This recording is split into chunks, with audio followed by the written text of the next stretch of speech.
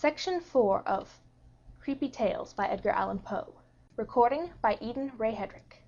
The Fall of the House of Usher. Son cœur est une luth suspendue. Sitôt, quand le toucher il résonnait. De Berengar. During the whole of a dull, dark, and soundless day, in the autumn of the year, when the clouds hung oppressively low in the heavens, I had been passing alone, on horseback, through a singularly dreary tract of country, and at length found myself, as the shades of the evening drew on, within view of the melancholy house of Usher.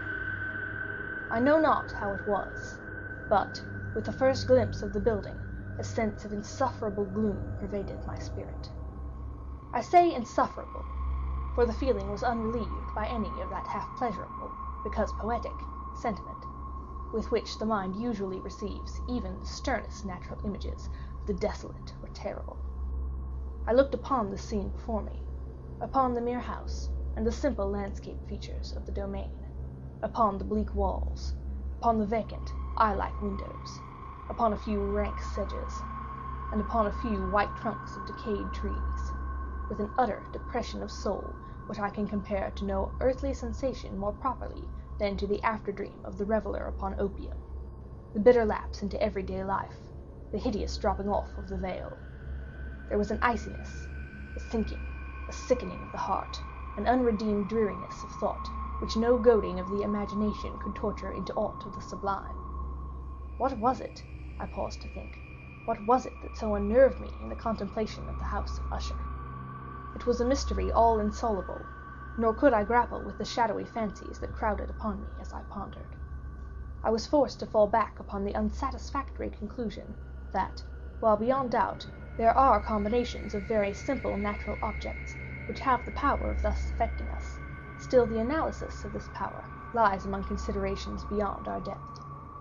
It was possible, I reflected, that a mere different arrangement of the particulars of the scene, of the details of the picture, would be sufficient to modify, or perhaps to annihilate, its capacity for sorrowful impression, and, acting upon this idea, I reined my horse to the precipitous bank of a black and lurid tarn that lay in unruffled luster by the dwelling, and gazed down, but with a shudder even more thrilling than before, upon the remodeled and inverted images of the grey sedge, and the ghastly tree stems, and the vacant and eye-like windows. Nevertheless, in this mansion of gloom I now proposed to myself a sojourn of some weeks. Its proprietor, Roderick Usher, had been one of my boon companions in boyhood, but many years had elapsed since our last meeting. A letter, however, had lately reached me in a distant part of the country, a letter from him, which, in its wildly importunate nature, had admitted of no other than a personal reply. The MS gave evidence of nervous agitation.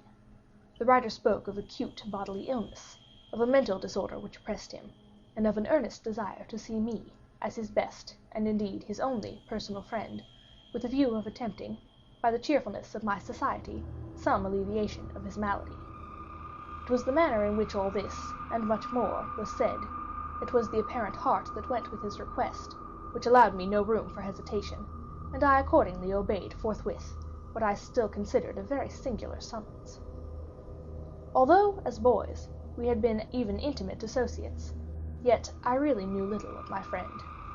His reserve had been always excessive and habitual.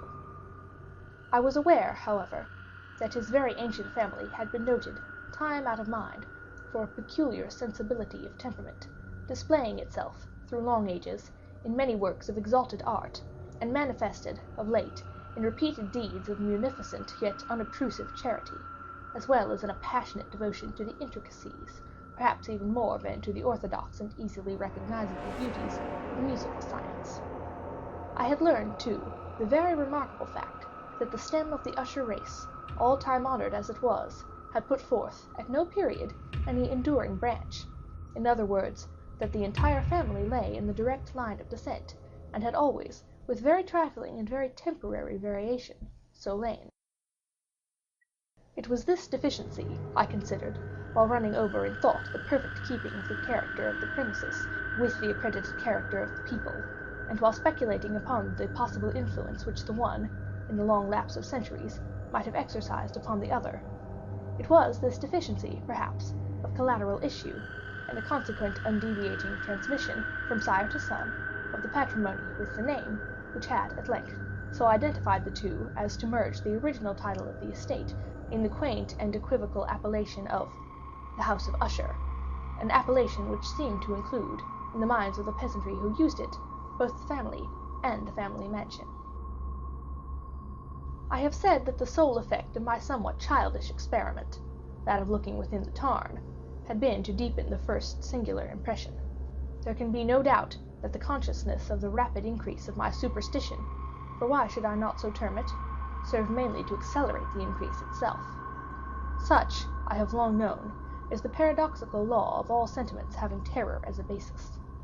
And it might have been for this reason only that, when I again uplifted my eyes to the house itself, from its image in the pool, there grew in my mind a strange fancy, a fancy so ridiculous, indeed, that I but mention it to show the vivid force of the sensations which pressed me. I had so worked upon my imagination as to really believe that about the whole mansion and domain there hung an atmosphere peculiar to themselves in their immediate vicinity, an atmosphere which had no affinity with the air of heaven, but which had reeked up from the decayed trees and the grey wall and the silent tarn, a pestilent and mystic vapor, dull, sluggish, faintly discernible, and leaden-hued.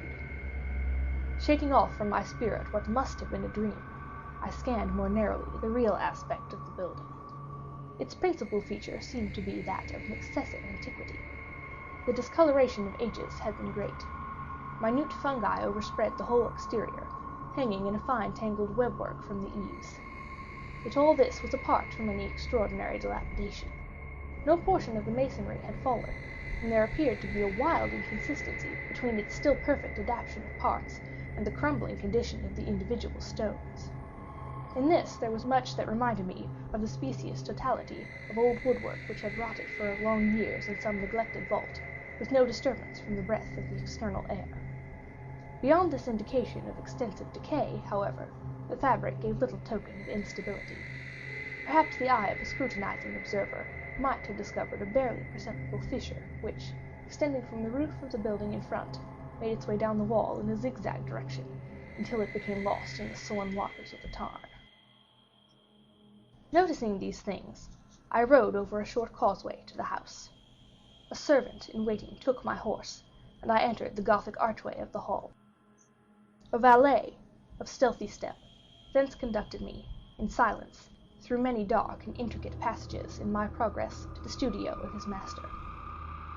Much that I encountered on the way contributed, I know not how, to heighten the vague sentiment of which I have already spoken.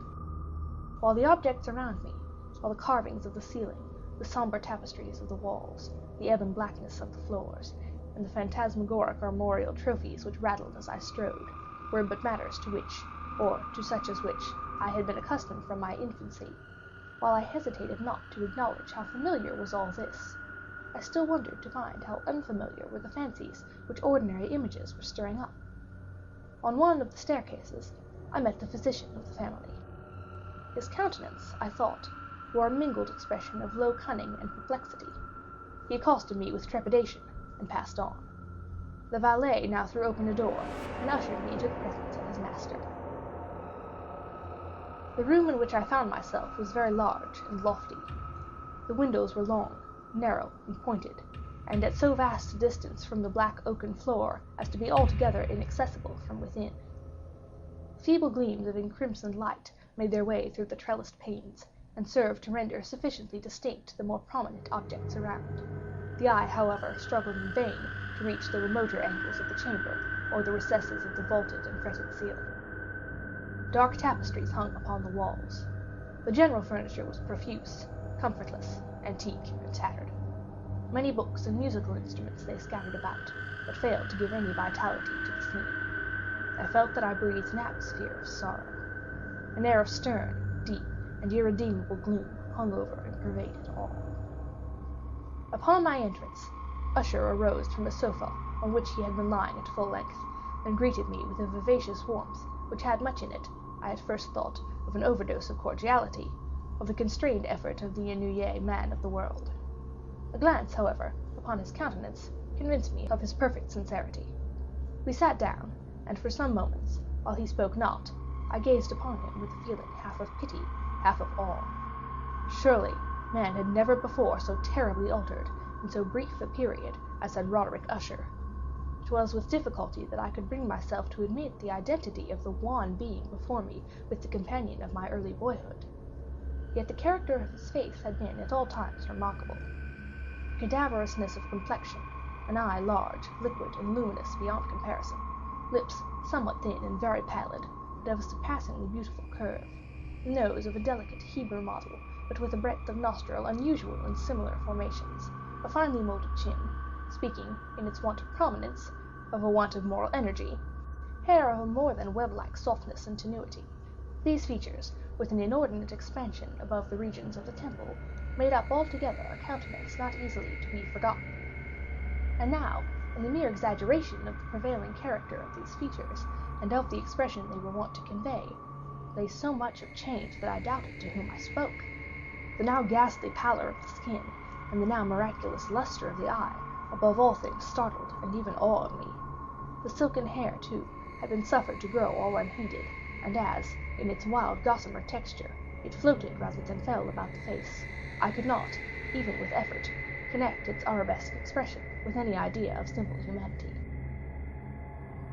In the manner of my friend, I was at once struck with an incoherence, an inconsistency, and I soon found this to arise from a series of feeble and futile struggles to overcome a habitual trepidancy, an excessive nervous agitation. For something of this nature I had indeed been prepared, no less by his letter than by reminiscences of certain boyish traits, and by conclusions deduced from his peculiar physical conformation and temperament. His action was alternately vivacious and sullen. His voice varied rapidly from a tremulous indecision, when the animal spirit seemed utterly in abeyance, to that species of energetic concision, that abrupt, weighty, unhurried, and hollow-sounding enunciation, that leaden, self-balanced, and perfectly modulated guttural utterance, which may be observed in the lost drunkard or the irreclaimable eater of opium during the periods of his most intense excitement. It was thus that he spoke of the object of my visit, of his earnest desire to see me, and of the solace he expected me to afford him. He entered at some length into what he conceived to be the nature of his malady. It was, he said, a constitutional and family evil, and one for which he despaired to find a remedy. A mere nervous affectation, he immediately added, which would undoubtedly soon pass off. It displayed itself in a host of unnatural sensations. Some of these, as he detailed them, interested and bewildered me, although, perhaps, the terms and the general manner of their narration had their weight. He suffered much from a morbid acuteness of the senses. The more insipid food was alone endurable. He could wear only garments of certain texture. The odors of all flowers were oppressive. His eyes were tortured by even a faint light. And there were but peculiar sounds, and these from stringed instruments, that did not inspire him with horror. To an animalist species of terror I found him a bounden slave. "I shall perish," he said, "I must perish in this deplorable folly. Thus, and not otherwise, shall I be lost. I dread the events of the future, not in themselves, but in their results. I shudder at the thought of any, even the most trivial incident, which may operate upon this intolerable agitation of soul. I have, indeed, no abhorrence of danger, except in its absolute effect of terror. In this unnerved, in this pitiable condition, I fear that the period will sooner or later arrive, when I must abandon life and reason altogether in some struggle with the grim phantasm, fear." I learned, moreover, at intervals, and through broken and equivocal hints, of another singular feature of his mental condition. He was enchained by certain superstitious impressions in regard to the dwelling which he tenanted, and whence, for many years, he had never ventured forth, in regard to an influence whose superstitious force was conveyed in terms too shadowy here to be restated, an influence which some peculiarities in the mere form and substance of his family mansion had, by dint of long sufferance, he said, obtained over his spirit, an effect which the physique of the grey walls and turrets, and of the dim tarn into which they all looked down, had, at length, brought about upon the morale of his existence. He admitted, however, although with hesitation, that much of the peculiar gloom which thus afflicted him could be traced to a more natural and far more palpable origin, to the severe and long-continued illness, indeed, to the evidently approaching dissolution, of a tenderly beloved sister, his sole companion for long years, his last and only relative on earth. Her decease, he said, with a bitterness which I can never forget, would leave him the hopeless and the frail, the last of the ancient race of the Ushers. While he spoke, the Lady Madeline, for so she was called, passed slowly through a remote portion of the apartment, and, without having noticed my presence, disappeared.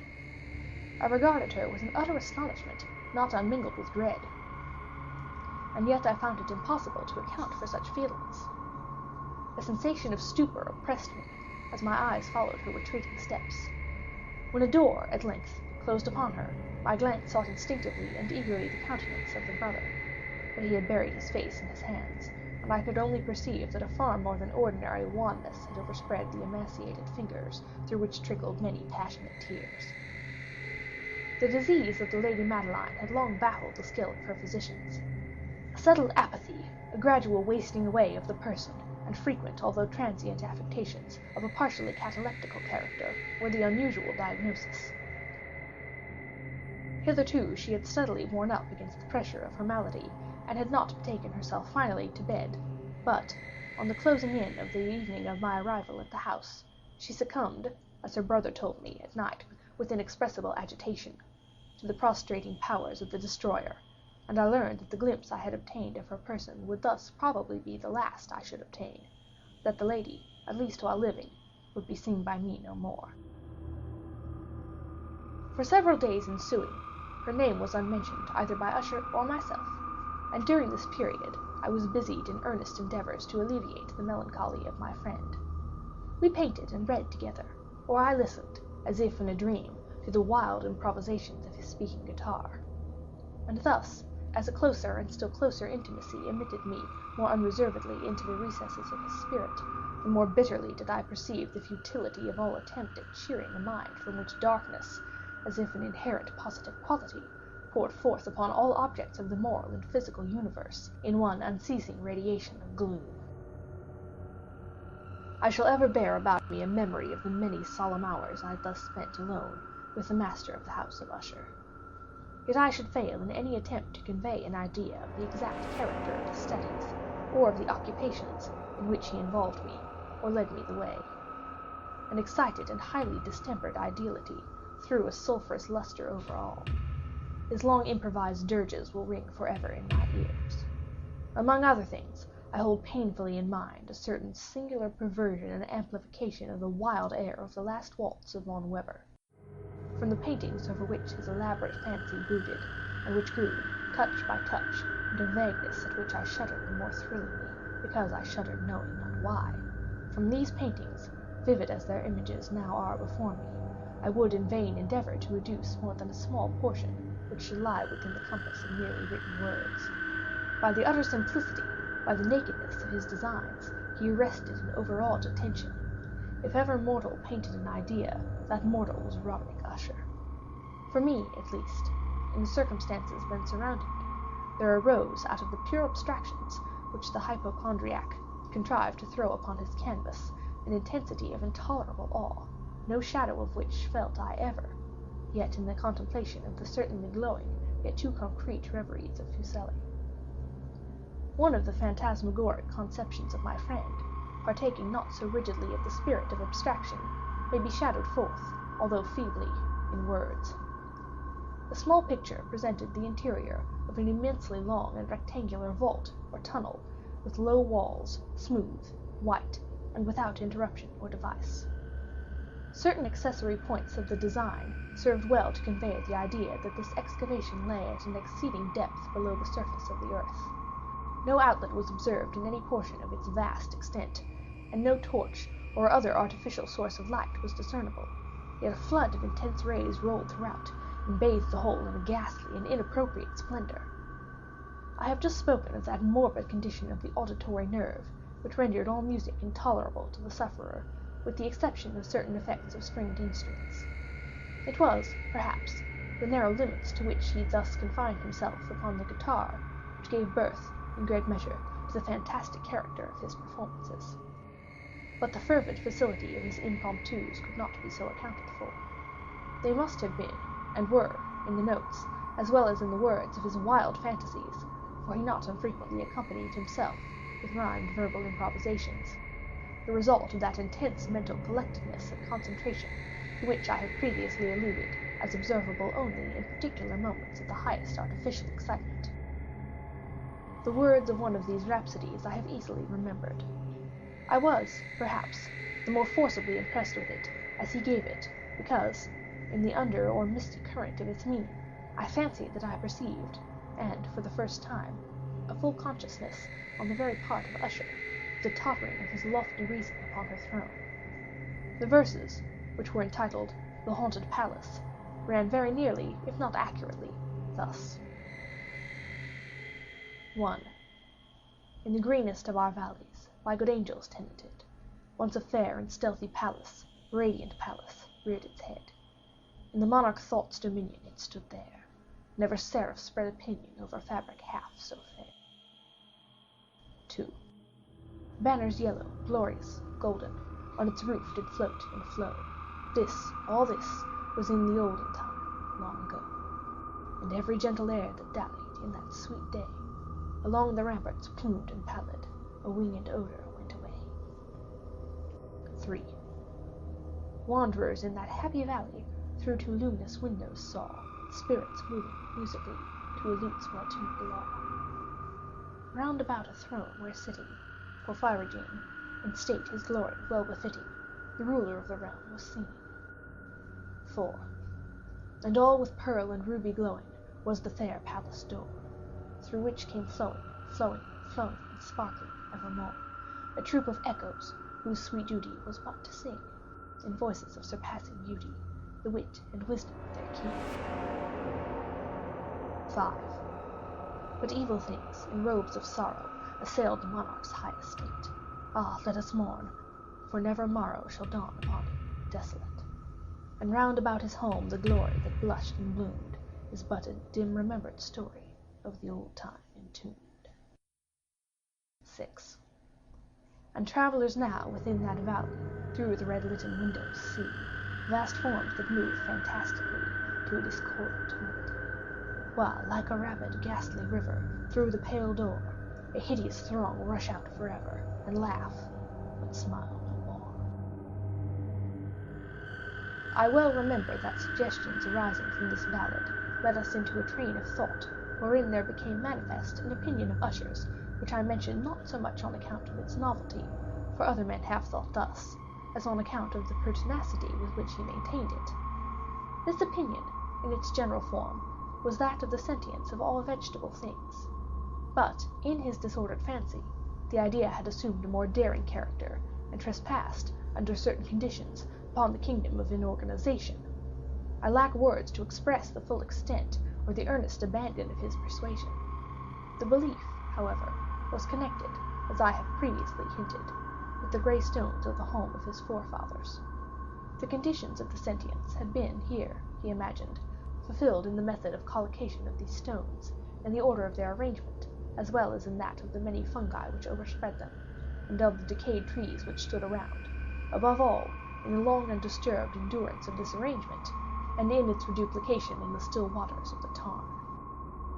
Its evidence, the evidence of the sentience, was to be seen, he said, and here I started as he spoke, in the gradual yet certain condensation of an atmosphere of their own about the waters and the walls. The result was discoverable, he added, in that silent, yet importunate and terrible influence which for centuries had molded the destinies of his family, and which made him what I saw him now, what he was. Such opinions need no comment, and I will make none. Our books, the books which, for years, had formed no small portion of the mental existence of the invalid, were, as might be supposed, in strict keeping with this character of phantasm. We pored together over such works as the Brevet et Chartreuse of Gresset, the Belphegor of Machiavelli, the Heaven and Hell of Swedenborg, the Subterranean Voyage of Nicholas Klim by Holberg, the Chiromancy of Robert Flood, of Jean de Dagenet, and of de la Chambre, The Journey into the Blue Distance, Tieck, and The City of the Sun, by Campanella. One favorite volume was a small octavio edition of the Directorium Inquisitorium by the Dominican Aymeric de Gueron, and there were passages in Pomponius Mela about the old African satyrs and oregotans, over which Usher would sit dreaming for hours. His chief delight, however, was found in the perusal of an exceedingly rare and curious book in quarto Gothic, the manual of a forgotten church, the Vigile Mortuorum Secundum Coram Ecclesiae Magantinae. I could not help thinking of the wild ritual of this work, and of its probable influence on the hypochondriac, when, one evening, having informed me abruptly that the Lady Madeline was no more, he stated his intention of preserving her corpse for a fortnight previously to its final interment in one of the numerous vaults within the main walls of the building. The worldly reason, however, assigned to this singular proceeding was one which I did not feel at liberty to dispute. The brother had been led to his resolution, so he told me, by consideration of the unusual character of the malady of the deceased, of certain obtrusive and eager inquiries on the part of her medical men, and of the remote and exposed situation of the burial ground of the family. I will not deny that when I called to mind the sinister countenance of the person whom I had met upon the staircase on the day of my arrival at the house, I had no desire to oppose what I regarded as at best but a harmless, and by no means an unnatural precaution. At the request of Usher, I personally aided him in the arrangements for the temporary entombment. The body having been encoffined, we two alone bore it to its rest. The vault in which we placed it, and which had been so long unopened that our torches, half smothered in its oppressive atmosphere, gave us little opportunity for investigation, was small, damp, and entirely without means of admission for light, lying at great depth immediately beneath that portion of the building in which was my own sleeping apartment. It had been used, apparently, in remote feudal times for the worst purposes of a donjon keep, and in later days as a place of deposit for powder or some other highly combustible substance, as a portion of its floor and the whole interior of a long archway through which we reached it were carefully sheathed with copper. The door, of massive iron, had been, also, similarly protected. Its immense weight caused an unusually sharp grating sound as it moved upon its hinges. Having deposited our mournful burden upon trestles within this region of horror, we partially turned aside the yet unscrewed lid of the coffin and looked upon the face of the tenant. A striking similitude between the brother and sister now first arrested my attention, and Usher, divining, perhaps, my thoughts, murmured out some few words from which I learned that the deceased and himself had been twins, and that sympathies of a scarcely intelligible nature had always existed between them.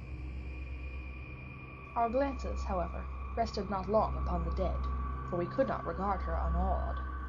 The disease which had thus entombed the lady in the maturity of youth had left, as usual in all maladies of a strictly cataleptical character, the mockery of a faint blush upon the bosom and the face, and that suspiciously lingering smile upon the lip which is so terrible in death. We replaced and screwed down the lid, and having secured the door of iron, made our way, with toil, into the scarcely less gloomy apartments of the upper portion of the house. And now, some days of bitter grief having elapsed, an observable change came over the features of the mental disorder of my friend. His ordinary manner had vanished. His ordinary occupations were neglected and forgotten. He roamed from chamber to chamber with hurried, unequal, and objectless step. The pallor of his countenance had assumed, if possible, a more ghastly hue, but the luminousness in his eye had utterly gone out.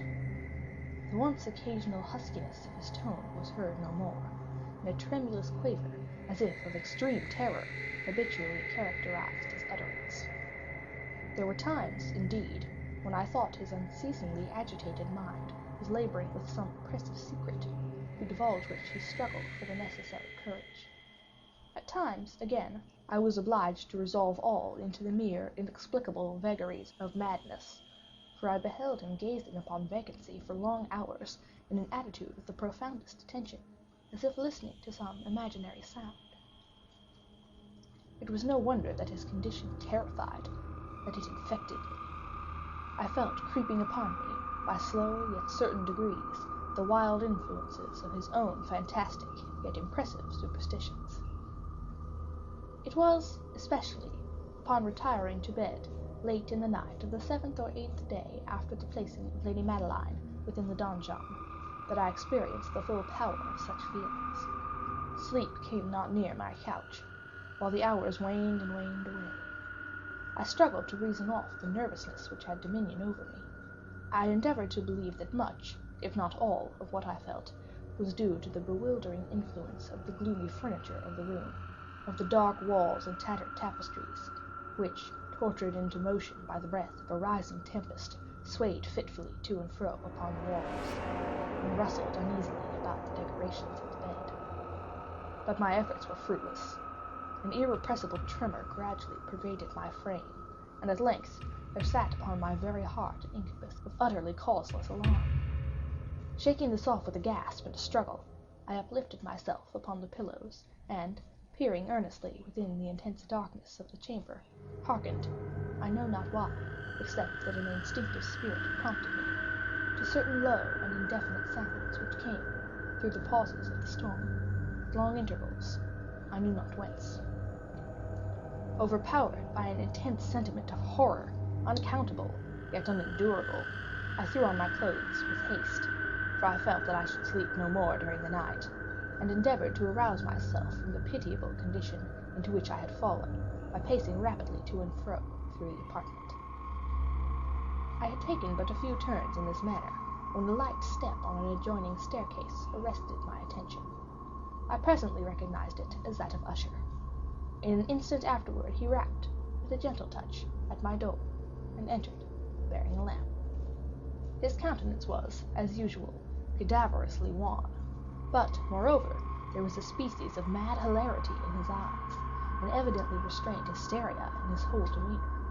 His air appalled me, but anything was preferable to the solitude which I had so long endured, and I even welcomed his presence as a relief. "And have you not seen it?" he said abruptly, after having stared about him for some moments in silence. "Have you not then seen it? But stay, you shall." Thus speaking, and having carefully shaded his lamp, he hurried to one of the casements, and threw it freely open to the storm. The impetuous fury of the entering gust nearly lifted us from our feet. It was, indeed, a tempestuous yet sternly beautiful night, and one wildly singular in its terror and its beauty. A whirlwind had apparently collected its force in our vicinity, for there were frequent and violent alterations in the direction of the wind, and the exceeding density of the clouds, which hung so low as to press on the turrets of the house, did not prevent our perceiving the lifelike velocity with which they flew careering from all points against each other, without passing way into the distance.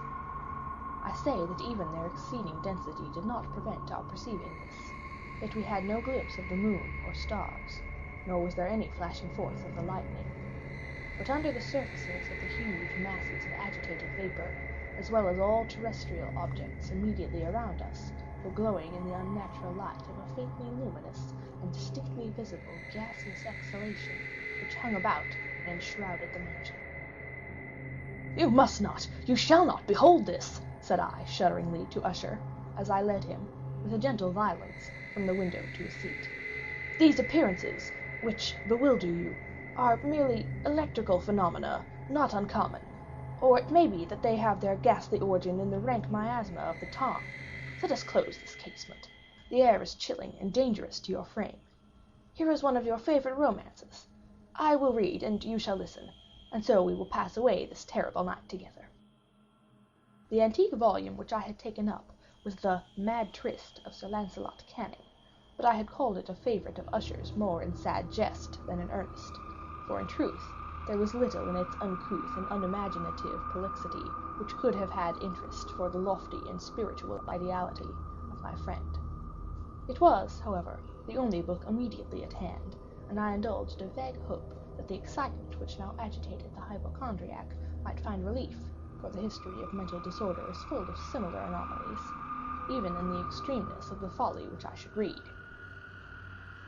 Could I have judged, indeed, by the wild, overstrained air of vivacity with which he hearkened, or apparently hearkened, to the words of the tale, I might well have congratulated myself upon the success of my design. I had arrived at that well-known portion of the story when Ethelred, the hero of the tryst, having sought in vain for peaceable admission into the dwelling of the hermit, proceeds to make good an entrance by force. Here, it will be remembered, the words of the narrative run thus: And Ethelred, who was by nature of a doughty heart, and who was now mighty withal, on account of the powerfulness of the wine which he had drunken, waited no longer to hold parley with the hermit, who, in sooth, was of an obstinate and maliceful turn, but, feeling the rain upon his shoulders, and fearing the rising of the tempest, uplifted his mace outright, and, with blows, made quickly room in the flankings of the door for his gauntleted hand. And now, pulling therewith sturdily, he so cracked and ripped and tore all asunder, that the noise of the dry and hollow-sounding wood alarmed and reverberated throughout the forest. At the termination of this sentence I started, and for a moment paused, for it appeared to me, although I at once concluded that my excited fancy had deceived me, it appeared to me that, from some very remote portion of the mansion, there came, indistinctly, to my ears, what might have been, in its exact similarity of character, the echo, but a stifled and dull one, certainly, of the very cracking and ripping sound which Sir Lancelot had so particularly described. It was, beyond doubt, the mere coincidence alone which had arrested my attention, for, amid the rattling of the sashes of the casements, and the ordinary commingled noises of the still increasing storm, the sound, in itself, had nothing, surely, which should have interested or disturbed me. I continued the story. But the good champion Ethelred, now entering within the door, was sore enraged and amazed to perceive no signal of the maliceful hermit, but, instead thereof, a dragon of a scaly and prodigious demeanor, and of a fiery tongue, which sate in guard before a palace of gold, with a floor of silver, and upon the wall there hung a shield of shining brass, with this legend enwritten: Who entereth herein, a conqueror hath been. Who slayeth the dragon, the shield he shall win. And Ethelred uplifted his mace, and struck upon the head of the dragon, which fell before him, and gave up his pesty breath, with a shriek so horrid and harsh, and withal so piercing, that Ethelred had fain to close his ears with his hands against the dreadful noise of it, the like whereof was never heard before. Here again I paused abruptly, and now with a feeling of wild amazement, for there could be no doubt whatever that, in this instance, I did actually hear, although from what direction it proceeded I found it impossible to say, a low and apparently distant, but harsh, protracted, and a most unusual screaming or grating sound, the exact counterpart of what my fancy had already conjured up for the dragon's unnatural shriek, as described by the romancer.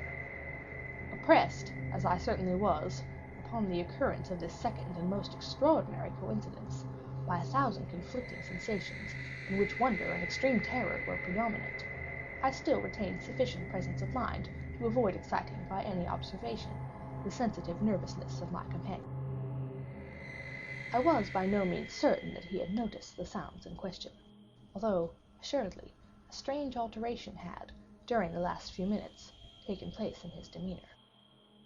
From a position fronting my own, he had gradually brought round his chair, so as to sit with his face to the door of the chamber, and thus I could but partially perceive his features, although I saw that his lips trembled as if he were murmuring inaudibly. His head had dropped upon his breast, yet I knew that he was not asleep, from the wide and rigid opening of the eye as I caught a glance of it in profile. The motion of his body, too, was at variance with this idea, for he rocked from side to side with a gentle yet constant and uniform sway. Having rapidly taken notice of all this, I resumed the narrative of Sir Lancelot, which thus proceeded. And now, the champion, having escaped from the terrible fury of the dragon, bethinking himself of the brazen shield and of the breaking up of the enchantment which was upon it, removed the carcass from out of the way before him, and approached valorously over the silver pavement of the castle to where the shield was hung upon the wall, which, in sooth, tarried not for his full coming, but fell down at his feet upon the silver floor, with a mighty, great, and terrible ringing sound. No sooner had these syllables passed my lips than, as if a shield of brass had indeed, at that moment, fallen heavily upon a floor of silver, I became aware of a distinct, hollow, metallic, and clangorous, yet apparently muffled reverberation. Completely unnerved, I leapt to my feet, but the measured rocking movement of Usher was undisturbed. I rushed to the chair in which he sat. His eyes were bent fixedly before him, and throughout his whole countenance there reigned a stony rigidity. But, as I placed my hand upon his shoulder, there came a strong shudder over his whole person, a sickly smile quivered about his lips, and I saw that he spoke in a low, hurried, and gibbering murmur, as if unconscious of my presence. Bending closely over him, I at length drank in the hideous import of his words. "Not hear it? Yes, I hear it, and have heard it. Long, many minutes, many hours, many days have I heard it, yet I dared not. Oh, pity me, miserable wretch that I am! I dared not speak. We have put her living in the tomb. Said I not that my senses were acute? I now tell you that I heard her first feeble movements in the hollow coffin. I heard them many days ago, yet I dared not speak. And now, tonight, Ethelred, ha! The breaking of the hermit's door, and the death cry of the dragon, and the clangor of the shield, say rather, the rending of her coffin, and the grating of the iron hinges of her prison, and her struggles within the coppered archway of the vault. Oh, whither shall I fly? Will she not be here anon? Is she not hurrying to upbraid me for my haste? Have I not heard her footstep on the stair? Do I not distinguish that heavy and horrible beating of her heart? Madman!" Here he sprang furiously to his feet and shrieked out his syllables, as if in the effort he were giving up his soul. "Madman! I tell you that she now stands without the door!" As if in the superhuman energy of his utterance there had been found the potency of a spell, the huge antique panels to which the speaker pointed threw slowly back upon the instant their ponderous and ebony jaw. It was the work of the rushing gust, but then, without those doors, there did stand the lofty and enshrouded figure of the Lady Madeline of Usher. There was blood upon her white robes, and the evidence of some bitter struggle upon every portion of her emaciated frame. For a moment she remained trembling and reeling to and fro upon the threshold. Then, with a low, moaning cry, fell heavily inward upon the person of her brother, and in her violent and now final death agonies bore him to the floor, a corpse, and a victim to the terrors he had anticipated. From that chamber, and from that mansion, I fled aghast. The storm was still abroad in all its wrath, as I found myself crossing the old causeway. Suddenly there shot along the path a wild light, and I turned to see whence a gleam so unusual could have issued, for the vast house and its shadows were alone behind me. The radiance was that of the full, setting and blood-red moon, which now shone vividly through that once barely discernible fissure of which I have spoken as extending from the roof of the building in a zigzag direction to the base. While I gazed, this fissure rapidly widened. There came a fierce breath of the whirlwind. The entire orb of the satellite burst once upon my sight. My brain reeled as I saw the mighty walls rushing asunder. There was a long, tumultuous shouting sound, like the voice of 1,000 waters, and the deep and dank tarn at my feet closed sullenly and silently over the fragments of the House of Usher. End of The Fall of the House of Usher.